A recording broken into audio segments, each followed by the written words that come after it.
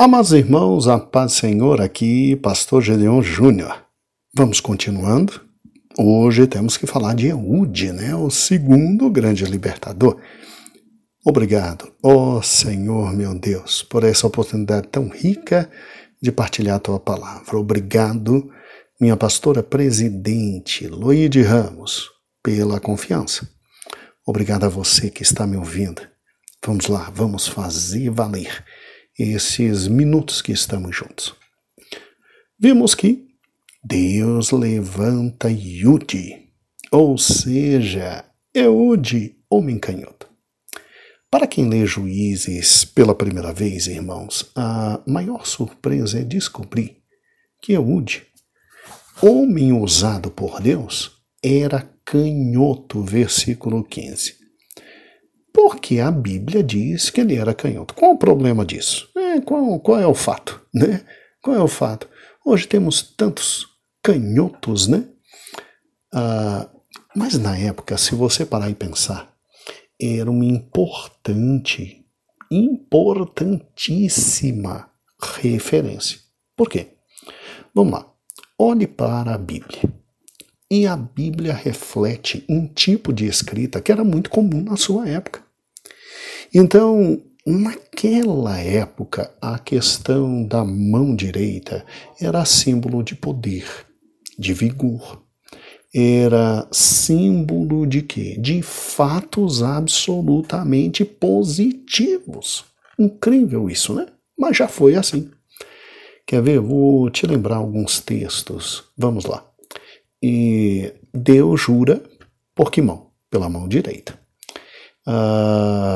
Deus tem eterno prazer para nos dar, e todos esses prazeres vêm de onde? Da mão direita.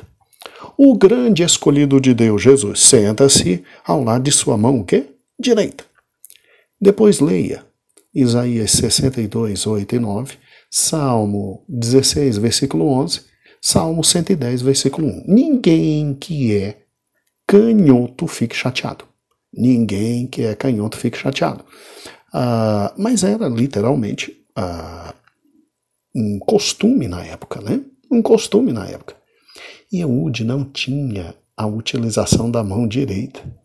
Ao que parece, ele tinha uma deficiência física, talvez, E bem, fazer o quê, Fazer o quê? Deus usa também canhotos, ou seja, Eude não é aquele líder esperado por absolutamente ninguém, Só continuando essa questão da mão direita, sem ofender ninguém que tem a mão esquerda, mas na época em que a Bíblia foi escrita, a maioria das pessoas era destra, ou seja, a mão direita, e tal mão era símbolo de poder, de habilidade. Tanto é que quando você tinha alguém que era guerreiro e usava a mão esquerda, que lutava com a mão esquerda, isso era destacado em textos não só bíblicos, mas extra-bíblicos, E em Juízes 3 e 15, nos diz literalmente que quem foi levar o presente a Eglon era quem? Era Eude, que não tinha a utilização da mão direita, que era a mão esquerda, sua mão forte. Então, é bem possível que Eude tivesse uma certa paralisia na sua mão esquerda, alguma forma de incapacitação física, E o que nos faz entender que Eude, ao contrário de Otiniel, não era um típico, digamos assim, líder, Guerreiro que vinha de uma família de homens fiéis, de uma tribo forte, escolhida por Deus, porque Otiniel vinha de família fiel, tribo forte, escolhida por Deus, para receber a herança, a primeira que ia sair. Otiniel vinha de Judá. Eude vinha de Benjamim. E os irmãos se lembram que Benjamim era a última das tribos, a menor tribo, era a caçulinha da casa. Paulo até quando falou, ele fala, ó, eu venho de Benjamim, né? E tô aqui, tá ótimo. Se eu não estou enganado, né? Posso estar enganado, mas tudo bem. Benjamim sempre foi considerada a menor das tribos. E o que é interessante é que Paulo não, eu confundi. Perdão. É Gideão é que disse, ó, eu sou o menor da minha casa, ainda vamos estudar isso, além de menor da minha casa, eu sou da menor das tribos, eu sou de Benjamim, e que o Senhor tá vindo falar que eu vou ser libertador de quê? Que libertador de nada. Aí fez prova, até que confiou em Deus. Então, quem era Eude? Eude. Ela é filho de Gera, filho de Benjamim, homem canhoto. Por que isso está na palavra de Deus? Porque Deus levanta para ser libertador não só otiniés, ou seja, homens fortes, valorosos, líder típico, guerreiro que mata anaquins para conquistar o direito de se casar com uma mulher também forte e que na hora que se precisou de um primeiro líder já foi atrás porque era o típico de família, típica de homem forte de tribo de Judá. Mas Deus também levanta Eudes. Deus levanta Eudes de tribos menores. Gente que dele não se espera muita coisa e que simplesmente dele se sai uma libertação. Gente que, com todo respeito, era canhoto, não se esperava de um canhoto muita habilidade, grande habilidade. Na verdade, a maioria dos benjamitas eram canhotos, né? A Bíblia diz isso. Mas ele não tinha um perfil típico de um grande líder. Essa é a verdade. Eude é uma escolha surpreendente, sim, em uma sociedade que era ainda muito mais cruel do que hoje, com deficientes físicos. Ao que parece, ele era deficiente físico. E olha que interessante. Eude é a pessoa ideal para Deus levantar. Isso é tão real que quando ele chama o rei, se lembra ontem, para conversar com o rei, dialogar com o rei, estar sozinho com o rei não sente medo. Por quê? Porque não tinha mão direita. Ao que parece um deficiente físico. Poderia fazer algum problema. Então o rei fica sozinho com ele, sem nenhum medo. E é esse que Deus usa para libertar. Ninguém acreditava em Eude, talvez, né? Mas Deus escolhe a quem quer e levanta e coloca no meio dos seus príncipes quem ele quer. Na verdade, se você parar e pensar, Eude é, de modo muito singular, adequada à tarefa de libertação. Sim, ele é o homem perfeito. Ele é enviado para fazer o pagamento do tributo a Egon, né? E, obviamente, né? Estamos cientes que Eglon não é qualquer um, né? Meu Pai eterno, Eglon é enorme e devia exigir muito. Agora, o que Eude faz? Eude, segundo a palavra de Deus, faz uma espada, amarra na coxa direita, debaixo da roupa, onde ninguém esperava que saísse uma espada, ele coloca. E aqui é que começa toda a tensão da história, porque os direitos, ou seja, a gente que mexe com a mão direita, aquele que é chamado de destro, carregava suas espadas do lado esquerdo. Eude carrega um espadim aonde? Do lado direito. Então vai passar despercebido. Ninguém vai ter problema nenhum. Ele não oferece medo. E vamos ser francos, Egon é tão grande que, vamos ser francos, é tão gordo que bastava Eglon pular em cima de Eude, Eude morria sufocado. E eu não estou brincando não, isso não é maldade não. Sério, você pode morrer por sufocamento. Basta alguém muito pesado sentar no seu tórax, você não respira não, rapaz. Eude ia trazer algum problema? Não. E aí Eude leva o tributo a Eglon, né? E olha que interessante. Eude vê que não dava para matar Eglon naquele momento, ele sai. O texto não diz, mas ele deixa, obviamente, isso fica nos detalhes do texto, ele deixa absolutamente tudo preparado. Ele deixa todo o povo preparado e Eude faz o que ninguém pensava. Ele volta e ele sozinho mata o rei. Ele sozinho mata o rei. Gente, é um homem corajosíssimo. Porque, vamos lá, ele entrega o presente. Aí ele e a delegação dele, que ele não vai sozinho, ele vai com muitos, ele tem que se ajoelhar diante do rei, ele tem que entregar o presente ao rei, você lembra disso? E aí ele e a delegação se retiram. Aí Eude simplesmente volta sozinho para dar um ar mais ainda de tranquilidade ao rei e diz que tem uma mensagem para o rei. O rei pegou, mandou todo mundo ficar em silêncio. E ele disse, rei, é uma mensagem de Deus, é excelente. O rei disse, sai todo mundo que eu quero ficar a sós com Eude. Vamos lá, o que o rei talvez tivesse pensado? Um grande intérprete bíblico, o professor Wilcott, ele no seu livro diz assim, se Eude não é capaz de empunhar uma arma com a mão direita, todos assumem que ele não consegue empunhá-la nem de outro jeito. Assim, ele é admitido na presença do rei quando solicita uma audiência particular com Eglon. Por causa de sua deformidade, ele não representa risco à segurança do Moabita.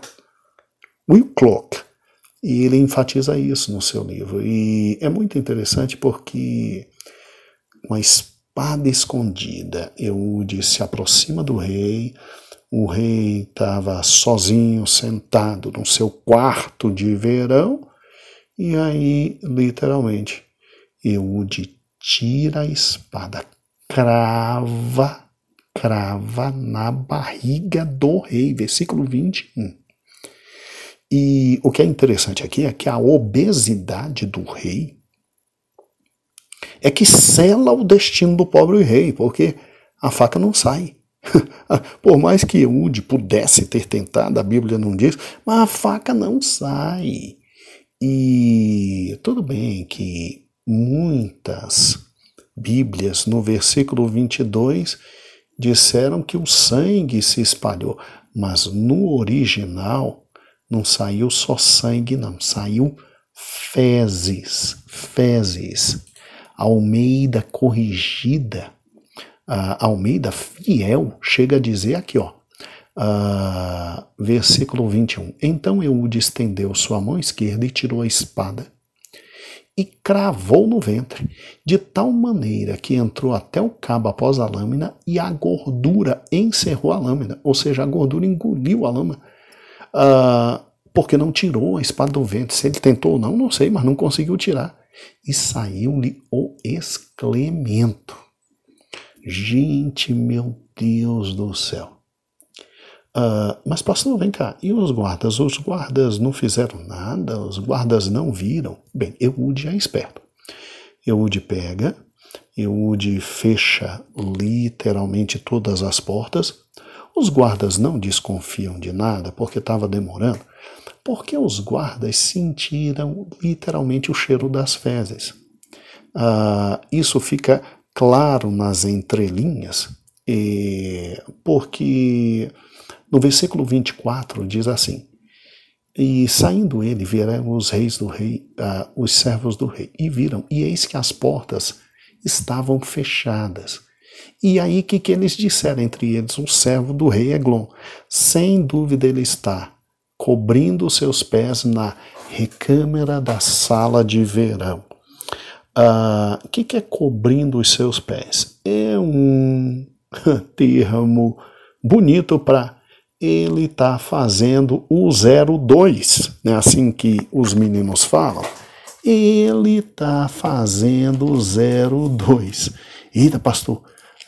Então eles chegaram à conclusão de que o rei estava aliviando o ventre. Algumas Bíblias que estão abertas agora podem estar dizendo exatamente isso, que, como a minha diz aqui, a minha diz aliviando o ventre. E mal sabiam que o mau cheiro era das entranhas e das fezes que o rei jogou para fora quando de sua morte, porque seu ventre estava absolutamente aberto. E aí Eude sai, Eude escapa, né? É interessante, né? Quando Eude escapa e volta, eu paro e penso, né? Eude chega na frente de todo mundo e diz, matei Eglon. E o povo se levanta. Porque se realmente Eude tivesse uma limitação física, somente um grande ato Euridice poderia trazer todos para perto dele. E, obviamente, ao conquistar um bom resultado sozinho, matando o rei Eglon, Eude chama o povo. E aí não tem papo. Aí todo mundo vai. E a Bíblia diz, é aquilo que você já sabe, né?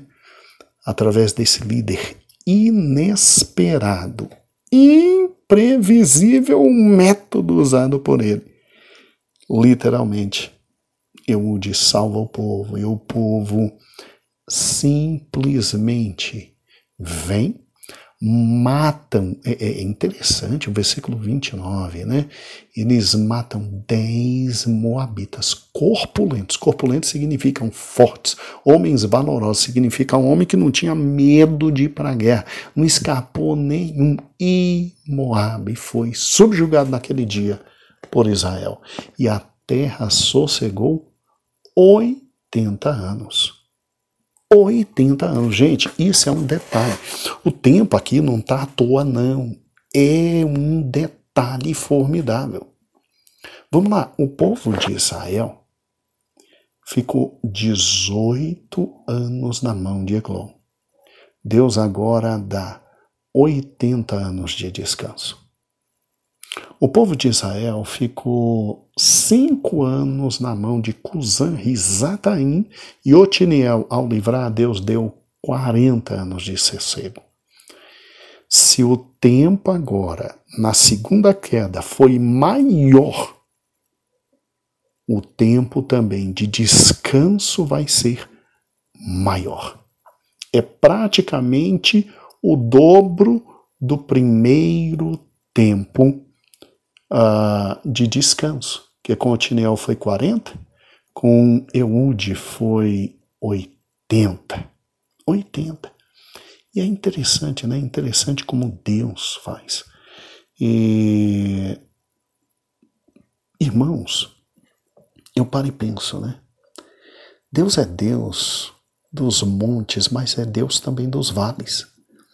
Deus é Deus que usa gente que vem de tradição religiosa, de família forte, família poderosa, família que serve a Deus, família líder. Mas Deus também é Deus de gente que não tem muita familiaridade com a liderança e que Deus chama num momento específico para ser o líder. E que talvez não tenha as qualificações normais de um líder, mas Deus chama para ser o líder. E Deus, inclusive, dá um tempo maior para esse, que aparentemente era um nada. Sabe, irmãos, Deus é Deus de Otiniéis, mas Deus é Deus de Eudes também. Eudes também. É interessante que se Otiniel aponta para um dia a vinda de o grande Otiniel, ou seja, o grande Jesus Cristo, o libertador dos libertadores, o grande juiz, Eude também aponta para no futuro a vinda de um grande juiz. Porque também Jesus foi desprezado, foi considerado um nada. Na sua época, inclusive, fariseus disseram, rapaz, isso aí não é filho de carpinteiro, rapaz, isso aí é gente que não tem cultura, é gente simples, é gente que não vem de canto nenhum, isso é filho de carpinteiro, né? E quando eles ficaram revoltados, chamaram Jesus de filho de prostituta. Está lá em João capítulo 8, olharam para Jesus e disseram, rapaz, nós sabemos quem é nosso pai. E você? E você que não sabe quem é teu pai? Sério? Jogaram baixo com Jesus. Ou seja, é incrível. Assim como Eude não tinha tantas qualificações, né, para ser um grande libertador, olhavam para Jesus e o desprezaram. E ali estava o maior libertador de todos os tempos, aquele que libertaria a alma do ser humano do inferno, da morte eterna. Então, que lindo, né? Que lindo que Deus levanta homens fortes e poderosos. E que lindo que Deus levanta homens pequenos e limitados. Que lindo que o Senhor dá vitória ao seu povo por intermédio de famílias com tradição religiosa, de vida espiritual, aquela coisa que passa do avô para o pai, do pai para o neto, do neto para o bisneto, do bisneto para o trisneto. E são famílias fortes na presença de Deus, mas também Deus levanta gente simples, humilde, do nada, e coloca esse tipo de gente simples, humilde, do nada, no meio dos grandes príncipes dele. Deus é Deus de Otiniéis, mas Deus é Deus também de Eudes. E se com Otiniel 40 anos de paz vem, com Eude 80 anos de paz também vem. Ou seja, o dobro, porque onde abundou o pecado, superabunda a graça de Deus. Então Israel se livra dessa confederação. Apesar da Bíblia dizer que morreram moabitas, 10.000 valentes, obviamente que quem estava com eles, amonitas, né, e amalequitas, foram para o espaço também. E Israel se livra de todos. Israel tem vida. Israel pode voltar a respirar e a viver e se alegrar. E como é bom, né? Como é bom. Pena que cada um desses homens morre. E ao morrer vem a cantiga de galo, né? Cantiga de grilo, perdão, cantiga de galo. Cantiga de grilo. E fez mal que eram os olhos do Senhor. E o Senhor entregou. Oh, Jesus. Como tu és bendito, Cristo amado, porque a morte não te venceu. A morte não te venceu. Tu és o grande libertador. Tu és o grande libertador da nossa alma e a morte não te venceu. É por isso que hoje nós não precisamos mais viver na gangorra espiritual, porque aqueles judeus olhavam para o seu grande líder, ou Otiniel, ou Eude, mas quando morria se perdia a esperança e eles voltavam a cair terrivelmente no pecado. A gente não. O nosso líder está vivo e vivo para todo sempre. Por isso não precisamos cair no pecado. Juízes é muito bonito, né? Juízes é muito bonito. E eu te convido a amanhã continuarmos, porque o capítulo 3 tem um último versículo que diz assim: depois dele, ou seja, depois de Eude, veio Sangar, filho de Anate, que feriu a 600 homens dos filisteus com uma aguilhada de bois, e também libertou Israel. E não diz mais nada. Meu Deus, que texto estranho. Que bom que amanhã nós vamos estar juntos. E louvado seja o nome do Senhor. Um beijo para você. uma excelente tarde, uma excelente noite, uma excelente manhã. Eu não sei que horário você está me escutando, mas um grande beijo no seu coração. E até amanhã. E que livro fantástico é o livro de Juízes. Portanto, a paz do Senhor. É por isso que hoje nós não precisamos mais viver na gangorra espiritual, porque aqueles judeus, olha,